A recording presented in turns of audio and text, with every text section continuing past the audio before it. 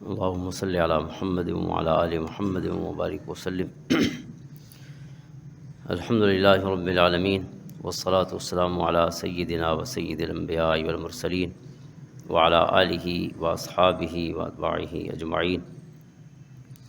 اما بعد فاعوذ باللہ من الشیطان الرجیم. بسم اللہ الرحمن الرحیم. یا ایہا الذین آمنوا کتب علیکم الصیام کما کتب علی الذین من قبلکم لعلکم تتقون. وقال تبارک وتعالی انما یوفی الصابرون اجرهم بغیر حساب. وقال عز وجل هو الذی بعث فی الامیین رسولا منہم یتلو علیہم آیاتہ ویزکیہم ویعلمہم الکتاب والحکمہ وإن كانوا من قبل لفی ضلال مبین. صدق اللہ مولانا العظیم. ان اللہ وملائکتہ یصلون علی النبی یا ایہا الذین آمنوا صلوا علیہ وسلموا تسلیما. اللہم صل علی سیدنا ومولانا محمد وعلی آل سیدنا ومولانا محمد افضل صلواتک بعدد معلوماتک وبارک وسلم. معزز و محترم حاضرین سامعین و ناظرین، آج الحمدللہ 30 رمضان المبارک 1447 ہجری اور جمعۃ المبارک کا بابرکت دن ہے. اللہ تعالیٰ اس ماہ مبارک کی جتنی عبادات اس کی توفیق سے نصیب ہوئی ہیں اللہ تعالیٰ قبول فرمائے. تمام امت مسلمہ کی اللہ خیر فرمائے. اللہ تعالیٰ اس ماہ مبارک کے صدقے مسلمانوں کو اتحاد اتفاق نصیب فرمائے اور اللہ تعالیٰ کی رسی کو مل کر مضبوطی سے تھامنے کی توفیق عطا فرمائے. واعتصموا بحبل اللہ جمیعا ولا تفرقوا. اللہ کا حکم ہے کہ مل کر اور مضبوطی سے تھام لو اللہ کی رسی کو. حبل اللہ کیا ہے؟ اللہ کی رسی اللہ کا قرآن ہے، اللہ تعالیٰ کا عطا فرمودہ نظام شریعت ہے، اس کے پیارے حبیب علیہ الصلوۃ والسلام کی تعلیمات ہیں، آپ کی سنت مبارکہ ہے. یہ سب حبل اللہ ہے، یعنی پوری شریعت جو ہے اس کے سب احکام اللہ کی رسی ہیں. ان کے ساتھ جوڑنا ہی انسان کو تفرقہ سے اور افتراق سے، انتشار سے، گروہ بندی سے، گروپ بندیوں سے بچا سکتا ہے. اللہ کا قرآن ہی اتحاد اور اتفاق کی ضمانت ہے. اور یہ مبارک مہینہ جو اپنی آخری ساعتوں میں ہے، رمضان المبارک جو اللہ کا مہینہ ہے، اللہ کی کتاب قرآن کریم کا مہینہ ہے، اور جو صبر کا مہینہ ہے، جو تقویٰ کا مہینہ ہے، جو غمخواری اور مواسات کا مہینہ ہے، یہ گویا ایک تربیت ہے جس سے ہم گزرے ہیں. ایک مہینے کا گویا ریفریشر کورس ہم نے کیا ہے، اللہ کی اطاعت کا ریفریشر کورس، اللہ تعالیٰ کی بات ماننے کا ریفریشر کورس ہے. یعنی جس چیز سے ہم اس مہینے میں رکے ہیں وہ ہماری جبلی ضرورت ہے. کھانا پینا جو ہے وہ انسان کی جبلی ضرورت ہے، فطری ضرورت ہے. ایسا نہیں ہے کہ کوئی شخص اس پر کنٹرول کر سکے. بندے کو کھانا ہی پڑے گا جینے کے لیے. ایسا نہیں ہو سکتا کہ انسان زیادہ دیر تک اس خواہش کو یا طلب کو یا داعیہ کو دبا سکے. ہر بندہ جو ہے اسے تھوڑا یا کم کھانا ضرور پڑے گا جینے کے لیے. یہ نہیں ہو سکتا کہ کوئی بالکل کھانا چھوڑ دے اور سالوں سال زندہ رہے. زندگی کی ضرورت ہے کھانا پینا. تو ہم نے اللہ کے حکم کی وجہ سے ایک خاص پیریڈ اور عرصہ اور دورانیہ جو ہے، ڈیوریشن جو ہے، اپنے اس جذبے پر قابو پایا ہے جو ہمارا جبلی جذبہ ہے، یعنی جو بالکل انسان کی فطرت کا تقاضا ہے، جس کے بغیر انسان زندہ رہ ہی نہیں سکتا. وہ ضرورت ہے کھانا پینا انسان کی. اب اس کے علاوہ جو چیزیں ہیں ان سے ہم نے بچنا ہے کہ جو جبلی ضرورت نہیں ہے. جھوٹ بولنا انسان کی جبلی ضرورت نہیں کہ جھوٹ نہیں بولے گا تو مر جائے گا. لوگوں کے ساتھ حسد رکھنا، دل میں کسی کے لیے بغض یا کینہ رکھنا، یہ کوئی جبلی ضرورت نہیں کسی کی. یعنی کمزوری ضرور ہے، ایک حیوانی صفت ہے انسان کے اندر، لیکن جبلی ضرورت نہیں کہ کوئی شخص اگر دل میں بغض نہ رکھے تو وہ مر جائے، بلکہ الٹا بغض مار دیتا ہے. وہ کئی نفسیاتی بیماریوں کا شکار کر دیتا ہے جو دل میں حسد، بغض اور کینے ہیں. اسی طرح انسان کے دل میں لوگوں کے لیے جو برے جذبات ہیں، یا اس کو ہم سمپلی کہیں، جو عموماً زندگی میں انسان کسی کے ساتھ دو نمبری کرتے ہیں، جھوٹ بولتے ہیں، بددیانتی کرتے ہیں، خیانت کرتے ہیں، ان میں سے کوئی بھی جبلی ضرورت نہیں.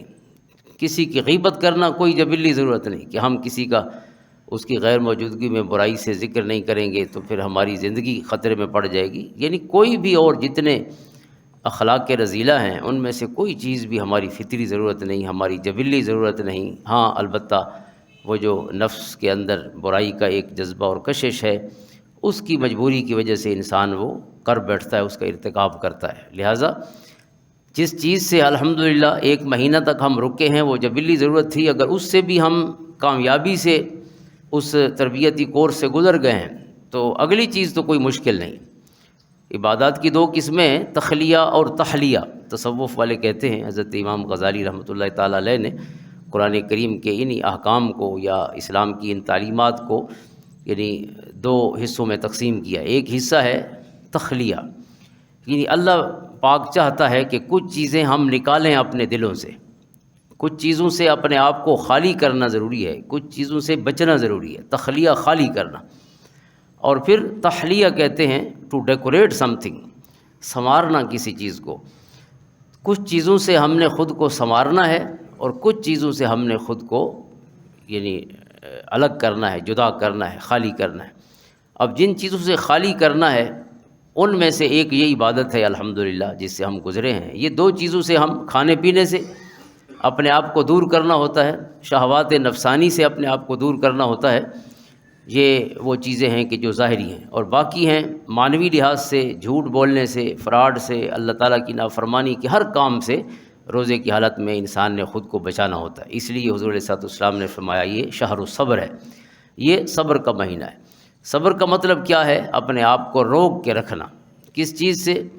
صبر عن المحارم بھی ہوتا ہے، اللہ تعالیٰ کی ممنوع یا اس کی منع کردہ تمام چیزیں، ممنوعات جتنے ہیں، منہیات جتنے ہیں، ان سے اپنے آپ کو دور رکھنا، یہ صبر ہے۔ اور دوسرا صبر ہے کہ جو نیکی ہے اس پر استقامت، یعنی جو اچھا کام ہے وہ اپنا کے رکھنا، اپنے آپ کو اس سے محروم نہ کرنا، جو برا کام ہے اس کے قریب نہ جانا۔ یہ دونوں قسمیں ہیں صبر کی، اور اللہ رب العزت نے صبر کا جو اجر ہے وہ بے حساب بیان فرمایا، انما یوفی الصابرون اجرہم بغیر حساب۔ اس لیے روزے کا اجر بھی بے حساب بیان کیا گیا۔ الصوم لی وانا اجزی بہ وانا اجزی بہ، روزہ میرے لیے ہے، اس کا اجر میں خود دوں گا یا میں خود ہی اس کا اجر ہوں، یعنی اللہ تعالیٰ کا قرب، اللہ کی رضا اور اللہ رب العزت کا مل جانا ہی روزے کا اجر ہے۔ یعنی اللہ تعالیٰ نے گن کے یا تول کے اجر نہیں بتایا، بے حساب اجر ہے روزے کا، کیونکہ روزہ شہر صبر ہے، یہ مہینہ پورا شہر صبر ہے، صبر کا مہینہ ہے۔ اور روزے میں انسان صبر کرتا ہے کچھ چیزیں کھانے سے، کچھ چیزیں کرنے سے، اور پھر باقی ساری چیزیں جیسے میں نے عرض کیا ہے، حضور صلی اللہ علیہ وسلم نے فرمایا کہ جس نے جھوٹ بولنا یا غلط کاموں سے اپنے آپ کو نہیں بچایا تو اس کے بھوکا پیاسا رہنے سے اللہ تعالیٰ کی کوئی ضرورت نہیں ہے، اللہ تعالیٰ کو وہ مطلوب نہیں ہے کہ صرف بھوکا پیاسا رہے۔ تو بھوکا پیاسا ظاہر ہے کسی خاص تربیت کا حصہ ہے کہ جس طرح انسان ان جبلی ضرورتوں سے اپنے آپ کو روک رہا ہے، اسی طرح ان ضرورتوں سے کہ جو جبلت کی ضرورتیں نہیں ہیں، صرف نفس کی خواہشات ہیں، تو ان سے روکنا تو بدرجہ اتم انسان کے لیے آسان ہے اور ایزی ہے اور پریکٹیکیبل ہے، ایسا نہیں کہ وہ قابل عمل نہ ہو۔ تو لہٰذا یہ شہر صبر ہے، اور روزہ جو ہے یہ ان چیزوں سے یا عبادات کے اس حصے سے متعلق ہے کہ جو تخلیہ چاہتے ہیں کہ انسان اپنے آپ کو خالی کرے، اور تحلیہ بعد میں ہے۔ میں نے جو آیت کریمہ پڑھی ہے، حضور نبی رحمت صلی اللہ تعالیٰ علیہ وسلم کے فرائض منصبی قرآن نے 3 جگہ بیان فرمائے ہیں اس ترتیب سے، اور ایک جگہ تھوڑی ترتیب تبدیل ہے، چوتھی جگہ، اور وہ جو چوتھی جگہ ہے وہ سب سے پہلی جگہ ہے ترتیب مصحفی میں، اور قرآن کریم کی جو موجودہ ترتیب ہے جو اللہ ہی کی طرف سے منزل ہے اور مقرر کردہ ہے، سپاروں اور آیات کی ترتیب، تو اس میں حضرت ابراہیم علیہ السلام کی دعا پہلے ہے۔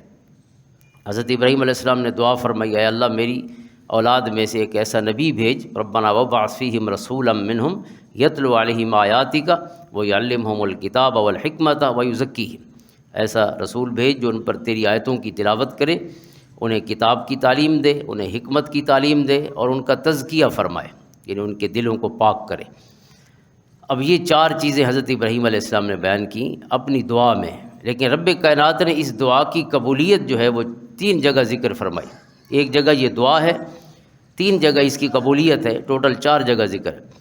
تو اللہ رب العزت نے جب قبولیت کا ذکر کیا تو اس نے وَيُزَكِّيهِمْ پہلے فرمایا۔ حضرت ابراہیم علیہ السلام کی دعا میں تزکیہ نفس آخر میں ہے، اے اللہ ان کے دلوں کو پاک کرے، ایسا نبی بھیج میری اولاد میں سے کہ جو ان کے دلوں کو پاک کرے۔ پہلے اور چیزیں بیان فرمائیں، آخر میں دلوں کی پاکیزگی۔ رب کائنات نے دلوں کی پاکیزگی کو پہلے فرما دیا ہے، یعنی اللہ رب العزت نے فرمایا یتلو علیہم آیاتہ ویزکیہم، قرآن سنائے، قرآن کی آیتیں پڑھے وہ نبی رحمت صلی اللہ علیہ وآلہ وسلم، اور ان کا دوسرا فرض یہ ہے کہ وہ ان کے دلوں کو پاک کرے۔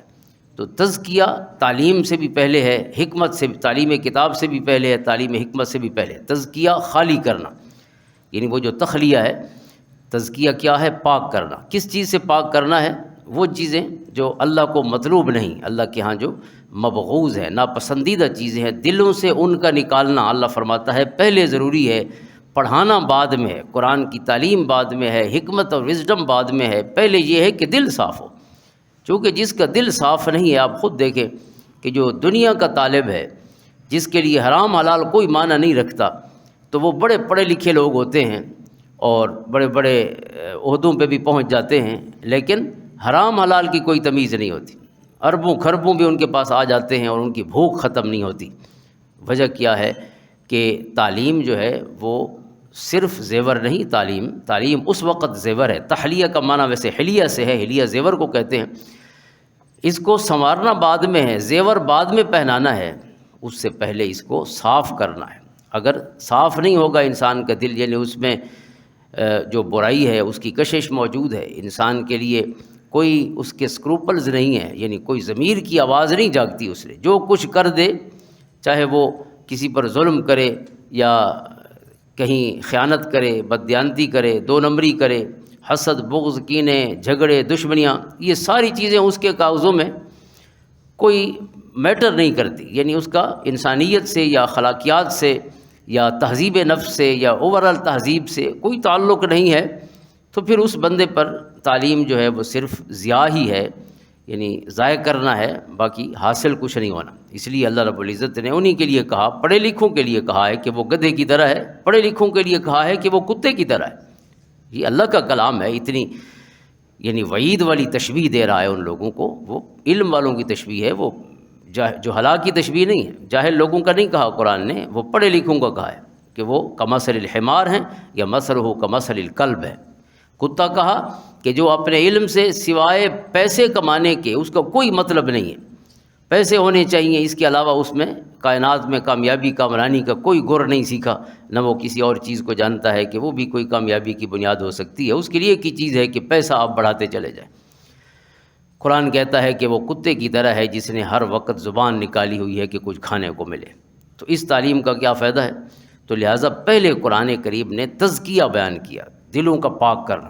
اس لیے ہمارے اسی دور کے کچھ عرصہ پہلے ان کا وصال ہوا ہے، ہمارے پیر بھائی بھی تھے قبلہ مفتی محمد رفیق صاحب الحسنی رحمۃ اللہ تعالیٰ علیہ، انہوں نے بڑی اچھی کتابیں لکھی ہیں، فقہ پہ بھی اللہ نے انہیں کمال عطا فرمایا تھا، فقہی بصیرت کے حوالے سے اور تصوف کے حوالے سے بھی، یعنی صرف وہ خالی علم والے نہیں تھے، اللہ نے عمل کی دولت بھی کمال عطا فرمائی۔ تو اس میں وہ فرماتے ہیں کہ یہ جو اخلاق رذیلہ ہیں ان سے پاک کرنا اپنے آپ کو یہ فرض عین ہے ہر انسان پر، چونکہ قرآن کریم نے بار بار اس کا ذکر فرمایا۔ لوگوں کا مذاق نہ اڑاؤ، لوگوں کو تانے نہ دو، لوگوں کے لیے بدگمانی دل میں برا گمان نہ رکھو، لوگوں کی غیبت نہ کرو، لوگوں کے عیب نہ ڈھونڈو، مل جائیں تو بیان نہ کرو۔ یہ ساری چیزیں قرآن نے بار بار بیان کی ہیں، اور یہ ایسا نہیں ہے کہ ہمیں صرف آپشنل کوئی چیز دی گئی ہو، یہ فرائض میں سے ہے۔ اپنے دل کو پاک کرنا بندے پر فرض ہے، یعنی یہ جو شہر صبر ہے، الحمدللہ اس صبر کے مہینے سے ہم گزرے ہیں، حالت روزہ میں ہم نے کیا کرنا ہے؟ جھوٹ نہیں بولنا ظاہراً، اور کسی کے لیے دل میں بھی کوئی برا خیال نہیں رکھنا، یہ حکمی طور پر ان چیزوں سے بچنا ہے۔ کچھ ظاہری چیزیں ہیں جن سے بچنا ہے، جیسے کھانا پینا ہے، شہوات ہیں انسان کی، اس سے اپنے آپ کو دور رکھنا ہے۔ پھر ان رذائل سے اپنے آپ کو بچانا ہے، یہ جو بری چیزیں ہیں، اللہ کو ناپسندیدہ ہیں یا مبغوض ہیں، تو یہ ایک تربیت ہے اپنے آپ کو کنٹرول کرنے کی، یعنی سیلف کنٹرول کی ایک تربیت ہے، how to control yourself. انسان کو اپنے آپ کو کنٹرول کرنا چاہیے۔ صبر کا کہتے ہیں کہ جو بالکل ایزی معنی ہے وہ سیلف کنٹرول ہے، اپنے آپ کو کنٹرول میں رکھنا۔ جو خود کو قابو نہیں کر سکتا وہ کسی اور کو کیا قابو کرے گا۔ اور پھر یہ جو ماہ مبارک ہے، جس تربیت سے ہم الحمدللہ یہ پورا مہینہ گزرے ہیں، یہ تخلیہ کی تربیت، پھر تحلیہ ہے، یعنی اس کو سنوارنا ہے۔ جب انسان کا دل پاک ہو تو پھر اس کا مطلب ہے اخلاص کا مرکز تو انسان کا دل ہے، اور حضور علیہ الصلوۃ والسلام نے ارشاد فرمایا انما الاعمال بالنیات، اللہ کی بارگاہ میں جو اعمال کا وزن ہے وہ نیت کے ساتھ جڑا ہوا ہے، یعنی انسان کے دل کے اخلاص کے ساتھ۔ تو جب دل پاک ہے، اس میں رذائل یا اس میں سے جو آلودگیاں ہیں، اس میں جو خبائث ہیں، جب وہ نکل جائیں گے تو پھر وہ پاک ہوگا، اور پاک ہوگا تو اس عمل کا وزن ہے، یعنی اللہ کی بارگاہ میں جو عمل مقبول بھی ہے اور اس کا وزن بھی ہے، وہ اخلاص والا عمل ہے جو اللہ کے لیے کیا گیا ہو۔ اور اگر اللہ کے لیے نہیں ہے تو چاہے وہ حجم میں جتنا زیادہ ہو یا کوانٹٹی میں جتنا زیادہ ہو، جب اللہ کی بارگاہ میں وہ قابل قبول ہی نہیں ہے، اس قابل ہی نہیں کہ پیش کیا جائے، تو پھر جزا اور اجر تو بعد کا معاملہ ہے۔ جب وہ قابل قبول ہی نہیں ٹھہرا تو پھر اس نے انسان کے لیے اور کیا کچھ ذخیرہ اکٹھا کرنا ہے۔ تو اس لیے یہ جو دلوں کی پاکیزگی ہے، یہ روزے کے ذریعے اور ان عبادات کے ذریعے جو تخلیہ والے ہیں، انسان ان سے بچتا ہے۔ اور یہ دراصل تو اسی طہارت اور تزکیہ کا پورا سسٹم ہے، پورا نظام ہے اسلام کا، طہارت اور تزکیہ، ظاہر کی پاکیزگی اور اندر کی پاکیزگی۔ طہارت جسم کی پاکیزگی ہے، یعنی انسان کا جسم پاک ہونا چاہیے، کپڑے پاک ہوں، جہاں بیٹھتا ہے اٹھتا ہے وہ جگہ پاک ہو، یہ طہارت بدنی ہے، انسان کا جسم پاک ہو۔ پھر طہارت مالی بھی ہے، انسان کا مال بھی پاک ہونا چاہیے۔ زکوٰۃ کا کیا مطلب ہے؟ پاکیزگی۔ زکوٰۃ کس کو پاک کرتی ہے؟ مال کو پاک کرتی ہے۔ تو یعنی ہر چیز میں یہ طہارت کا تصور موجود ہے اسلام کا، یہاں تک کہ اس روزے کے ساتھ بھی پھر پاکیزگی جوڑی ہے۔ صدقہ فطر کی صورت میں حضور علیہ الصلوۃ والسلام نے جو مشروع فرمایا، آپ نے لازم فرمایا ہے صاحب نصاب اور استطاعت پر، تو صدقہ فطر کیا ہے کہ وہ بھی مال کی پاکیزگی ہے، جسم بھی پاک ہو اور مال بھی پاک ہو۔ اور ویسے قرآن کریم کی ایک آیت تو کمال اپنے اندر ڈیپتھ رکھتی ہے کہ خذ من اموالہم صدقۃ تطہرہم وتزکیہم بہا، کہ یہ جو مال ہے نا، یہ صرف جسموں کو پاک نہیں کرتا، صرف مال کو پاک نہیں کرتا، یہ دلوں کو بھی پاک کرتا ہے۔ اب آپ دیکھیں کہ مال کا جسم کے ساتھ بھی کوئی تعلق نہیں بنتا اور دل کے ساتھ بھی کوئی تعلق نہیں۔ مال پیسہ ہے، چلو پیسہ تو پاک ہو جائے گا کہ اس میں سے میل نکل گیا، لیکن جہاں اللہ فرماتا ہے خذ من اموالہم صدقۃ، اے محبوب علیہ الصلوۃ والسلام ان سے صدقہ لیجیے، وتطہرہم، اور اس صدقے کے ساتھ ان کو پاک کر دیجیے۔ اب یہ طہارت جو ہے یہ مال کی نہیں ہے، وتطہرہم، جب یہ صدقہ دے دیں گے تو یہ پاک ہو جائیں گے، یعنی گویا ظاہری طہارت یا حصی طہارت جو ہے اس کا بھی ایک بہت بڑا حصہ ہے جو پیسے سے جڑا ہے۔ پھر کہا وتزکیہم بہا، اے محبوب علیہ الصلوۃ والسلام صرف ان کے جسم پاک نہیں ہوں گے، ان کے دل بھی پاک ہو جائیں گے جب یہ پیسے دیں گے۔ اس لیے اس صدقہ فطر کو بھی کوئی عام چیز نہیں سمجھنا چاہیے۔ جو 300 روپیہ مقرر کیا گیا ہے پاکستان کے لیے، پورے پاکستان کے لیے، کم و بیش بھی ہے، بہر 2 کلو کے قریب یا 2.25 کلو، کچھ علماء کہتے ہیں گندم کی قیمت جو ہے وہ صدقہ کرنی چاہیے، کوئی اتنے پیسے نہیں ہیں۔ اور صاحب استطاعت جس کو زیادہ اللہ نے دیا ہے تو اسے زیادہ دینا چاہیے، بہرحال زیادہ نہ بھی دے، اگر 300 بھی دے تو اس کا صدقہ فطر بہرحال ادا ہو جاتا ہے، چونکہ حضور علیہ الصلوۃ والسلام نے جب چیزیں مقرر کی تھیں تو اس وقت وہ ریٹ میں ایکول تھیں۔ 2 کلو گندم کا بھی وہی ریٹ تھا جو 4 کلو کھجور کا تھا، یا 4 کلو کشمش کا تھا، یا دیگر چیزیں جو حضور نے بیان فرمائی۔ تو کوانٹٹی میں تو وہ مختلف ہیں، یعنی آدھا سا ہے، کوئی پورا سا ہے، کوئی 2 کلو ہیں، کوئی 4 کلو ہیں، لیکن ریٹ میں برابر ہی تھی، ویلیو میں برابر تھی۔ تو آج جس انداز میں کوئی دے ادا ہو جائے گا، لیکن اس کو کم تر چیز نہیں سمجھنا چاہیے، کام بڑا ضروری ہے، یہ چھوٹا کام نہیں ہے۔ اس لیے کوشش یہ کرنی چاہیے کہ جتنا زیادہ انسان کر سکے، کیونکہ ظاہر مزے تو اس لازم سے آگے شروع ہوتے ہیں نا، جو چیز فرض ہے، جو واجب ہے، وہ تو کرنی ہے بندے نے، لیکن اللہ رب العزت کی بارگاہ میں جو نفل ہے، نفل کا معنی ہوتا ہے زائد، یعنی جو عبادت وہ ہے جو اللہ نے لازم نہیں کی، زوائد میں سے ہے۔ حضور علیہ الصلوۃ والسلام کے لیے تہجد کو بھی اضافی نماز کہا گیا، فتہجد بہ نافلۃ لک، اے محبوب علیہ الصلوۃ والسلام آپ کے لیے رات کی اضافی نماز بھی ضروری ہے، نافلہ اضافی، تو نفل اضافی ہیں، فرض تو فرض ہے، واجب تو واجب ہے، لیکن باقی چیزیں ہیں اضافی میں۔ تو اضافی درجہ رکھتی ہیں تحلیہ کا، وہ ڈیکوریشن ہے، وہ سنوارنا ہے اپنے آپ کو، لیکن سب کی بیس کس چیز پہ ہے؟ دل کی پاکیزگی پہ۔ اور یہاں مال جو ہے، یعنی صدقہ جو ہے، اس کو بھی دل کی پاکیزگی کا ذریعہ بھی علماء نے پھر اس کی کئی جو محامل ہیں بیان فرمائے کہ دل کیسے پاک ہوتا ہے پیسے سے، تو کہتے ہیں دل ایسے پاک ہوتا ہے کہ دل سے پیسے کی محبت ختم ہوتی ہے۔ حب مال جو ہے نا یہ بری چیز ہے، مال بری چیز نہیں، مال کی محبت بری چیز ہے۔ مال تو اللہ کا فضل ہے، قرآن کریم نے اس کو اللہ کا فضل فرمایا، وابتغوا من فضل اللہ، اللہ کا فضل ہے کہ جو انسان کو کسی کا محتاج نہیں کرتا۔ اللہ تعالیٰ سے عافیت مانگنی چاہیے، اور اس حوالے سے ہر قسم کی محتاجی سے اللہ سے امان مانگنی چاہیے۔ تو دل سے جب انسان دیتا ہے، یہ جو سخاوت ہے، اس سخاوت سے دل میں جو مال کی محبت ہے، یعنی مال جمع کرنے کی محبت ہے، الذی جمع مالا وعددہ یحسب ان مالہ اخلدہ، اللہ فرماتا ہے اس کے لیے بربادی ہے کہ جو مال کو جمع کرتا رہتا ہے، اس کا خیال یہ ہے، یحسب ان مالہ اخلدہ، اس کا خیال ہے کہ اس کا مال ہمیشہ رہے گا۔ اتنا سادہ ہے، نائیب ہے، یہ نہیں سمجھتا کہ جب آپ ہمیشہ نہیں رہیں گے تو آپ کا مال کیسے ہمیشہ رہے گا۔ چلو آپ پورا ڈیرا خرید لیں گے، لیکن آپ اس ڈیرے میں کب تک رہیں گے؟ پورا ڈیرا میرا ہو جائے، یہ محلہ پورا خرید لوں، اگر بھوک ختم نہ ہو۔ تو انسان کو یہ بریکیں لگانی چاہیے، یہ تخلیہ ہے، یعنی انسان جو لالچ ہے اس کی بھی کوئی حد مقرر کرے کہ اب بہت ہو گیا، اور جس دن بندہ کہتا ہے بہت ہو گیا، اسی دن یقیناً بہت ہو چکا ہوتا ہے۔ اسی کو قناعت کہتے ہیں، تھوڑے کو بہت سمجھنا۔ ہرس کانے نیس بے دل، ورنہ اسباب معاش ہانچ ماں درکار داری مکسر درکار نیس۔ حضرت بے دل کا شعر ہے کہ پتہ نہیں اندر کی کوئی بھوک تھی جو ختم نہیں ہوتی تھی، ورنہ ہمارے گھر میں اتنا کچھ تھا کہ اس کی بھی ضرورت نہیں تھی، ہماری ضرورت سے پہلے ہی زائد ہمارے گھر میں موجود تھا، لیکن کوئی بندہ نہیں ملا جو ہماری بریکیں ٹھیک کرتا۔ ہماری بریکیں خراب ہو گئی تھیں، کوئی بریک ٹھیک کرنے والا معاشرے میں نہیں تھا جو بریک ٹھیک کرتا کہ بس اب آپ کو سکون کرنا چاہیے، اب بہت ہو گیا ہے۔ اور خصوصاً میری عمر کے جو لوگ ہیں 50 پلس ہیں، ویسے تو قرآن 40 پلس کا کہتا ہے، چلو ہم مزید 10 سال بھی اگر گریس پیریڈ لے لیں، قرآن کہتا ہے کہ 40 کے بعد مومن تو موت کی تیاری کرتا ہے۔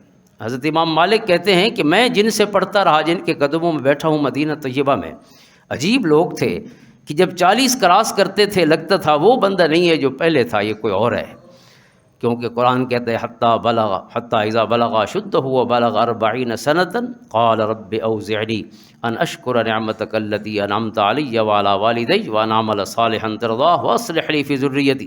قرآن کہتا ہے جب مومن میچورٹی کی عمر کو پہنچتا ہے، پختگی کی عمر کو پہنچتا ہے، اور وہ عمر قرآن نے مقرر کی 40 سنہ، 40 سال تک جب کوئی شخص خیریت سے پہنچ جائے تو قرآن کہتا ہے اب مومن کی تیاری اللہ کے پاس آنے کی ہے، اب دنیا کے جو مختلف خواہشات ہیں ان کی تکمیل کا زمانہ گزر گیا۔ تو امام مالک کہتے ہیں کہ مدینہ میں رہنے والا، ایسی فضا تھی مدینہ کی، حضور صلی اللہ علیہ وسلم کی قبر انور کا یہ فیض تھا مدینہ میں کہ 40 کے بعد جو ہے مزاج بدل جاتے تھے، ہر بندہ لگتا تھا کہ اب اس کی دلچسپی کوئی اور ہے۔ یہ نہیں کہ جینا چھوڑ دیتے تھے، جینا ہے لیکن حرام حلال کی تمیز کر کے جینا ہے، خیر اور شر کو پہچان کے جینا ہے۔ اللہ رب العزت کے بندے ہمارے پاس رہ رہے ہیں، اللہ تعالیٰ کی جو رضا ہے انہی بندوں کی رضاؤں کے ساتھ جڑی ہے۔ قرآن کریم کیوں ان بندوں کے حقوق بیان کرتا ہے؟ انسان کے اللہ کے ساتھ تعلق کے سارے امتحان ہی بندوں کے ساتھ اس کا تعلق ہے۔ ہم کہیں کہ اللہ کے ساتھ ہمارا تعلق بڑا آئیڈیل ہے تو اللہ جانے اور ہم جانے ہمارے اس تعلق کا امتحان کہاں ہے، وہ معاشرت ہے ہماری، لوگوں کے ساتھ ہمارا سلوک کیسا ہے، کوئی حرام حلال کی تمیز ہے، لوگوں کے ساتھ ہمارا جو پیار محبت کا رشتہ ہے، صلاح و ذات البین۔ حضور صلی اللہ علیہ وسلم نے ایک حدیث پاک میں ارشاد فرمایا کہ تمہیں ایسا عمل نہ بتاؤں کہ جس کا ثواب نماز سے بھی زیادہ ہے، روزے سے بھی زیادہ ہے، صدقے سے بھی زیادہ ہے۔ یعنی اس میں حضور صلی اللہ علیہ وسلم نے بدنی عبادات بھی جمع فرما دی، مالی عبادات بھی جمع فرما دی، قولی عبادت بھی جمع فرما دی، یعنی عبادت کی ساری قسمیں، التحیات للہ والصلوات والطیبات، 3 قسمیں ہیں عبادت کی، سب جمع کر کے فرمایا۔ ان سب سے جس کا ثواب زیادہ ہے، عرض کی گئی ضرور کرم فرمائیے، فرمایا صلاح و ذات البین، اللہ کے بندوں کے ساتھ خوش اسلوبی سے رہنے کا ثواب ساری عبادات سے بڑھ کر ہے۔ کہ آپ جس معاشرے میں ہیں اس معاشرے میں آپ آئیڈیل ہونے چاہیے، لوگ آپ کی بات کریں، آپ کی وجہ سے کسی کو نقصان نہ پہنچے۔ جو حضور نے مسلمان کی تعریف بھی فرمائی ہے کہ مسلمان کون ہے؟ من سلم المسلمون من لسانہ و یدہ، جس کی زبان اور ہاتھ سے لوگ محفوظ رہیں۔ تو یہ جو صبر کا مہینہ ہے، یہ جو صبر ہے، صبر کیا ہے؟ اپنے آپ کو تخلیہ ان چیزوں سے بچانا ہے جن چیزوں سے اللہ نے منع کیا ہے، چاہے وہ اخلاقیات میں سے ہیں اور چاہے وہ عام اعمال میں سے ہیں، اور چاہے ان کا تعلق یہ جو معقولات ہیں، کھانے پینے کے معاملات ہیں یا خواہشات نفس اس سے کے ساتھ تعلق ہے۔ تو یہ پورا مہینہ الحمدللہ ہم اس تربیت سے گزرے ہیں. اب اس تربیت کو آج کے دن ختم کر کے اگلا مہینہ شروع نہیں کرنا چاہیے. اللہ ہمیں یہ توفیق عطا فرمائے. ایک حدیث پاک ہے، میرے کریم آقا علیہ الصلوۃ والسلام فرماتے ہیں اگر کوئی یہ جاننا چاہتا ہو کہ میرے اللہ کا میرے ساتھ کیسا تعلق ہے تو فرمایا یہ امتحان بڑا آسان ہے، یہ دیکھ لے کہ میرا میرے رب کے ساتھ کیسا تعلق ہے. اگر میں اس کے قریب ہوں، اس کی بات مانتا ہوں، تو اس کا مطلب ہے یہ اس کا کرم ہے کہ اس نے مجھے اپنے قریب کیا ہوا ہے. تو یہ جو تربیت سے ہم گزرے ہیں الحمدللہ، ایک مہینے کی تربیت کم نہیں ہوتی. مزاج بدلنے کے لیے یہ کافی دن ہے، کیونکہ یہ خالق نے اور فاطر نے مقرر کیے ہیں، جو ہماری فطرت کا خالق ہے. اس رب نے 30 دن جو ہیں ہمارے لیے پسند فرمائے. اس کا مطلب ہے 30 دن میں بہت کچھ بدل سکتا ہے. تو انشاءاللہ یہ بدلنا ممکن ہے اور بدل چکا ہے، اتنا اور کچھ نہیں. تو آپ صرف اللہ کو حاضر ناظر سمجھنے اور یقین کی یہ کیفیت ہی دیکھ لیں کہ مجھ جیسا کمزور ایمان کا شخص بھی تنہائی میں بھی کچھ کھاتا پیتا نہیں ہے، حالانکہ اسے پتہ ہے کہ کوئی نہیں دیکھ رہا، لیکن اتنا اسے یقین ہے اپنے کمزور ایمان کے باوجود کہ میرا خالق مجھے دیکھ رہا ہے. تو جو روزے کی حالت میں دیکھتا ہے وہ پورا سال دیکھتا ہے. لہٰذا اس کے ڈر سے، اس کے خوف سے، تقویٰ کی یہ کیفیت جو روزے نے پیدا کی ہے، لعلکم تتقون، اللہ کے خوف کی، اللہ کرم فرمائے کہ یہ پورا سال ہمارے ساتھ رہے، ہمارا ہر پل اس کی اطاعت میں ہو. اللہ تعالی ہماری زبانوں کو اپنی اطاعت میں قبول فرمائے، ہمارے وجود کو قبول فرمائے، اور رب کائنات ہماری جو دل ہے اسے بھی اپنی بارگاہ میں قبول فرمائے. اور صرف ہمارے چہروں کا قبلہ اس کا گھر نہ ہو، بلکہ ہمارے دلوں کا قبلہ بھی ہمیشہ اس کی ذات رہے. آمین. اللہم صلی علی محمد وعلی آل محمد وبارک وسلم.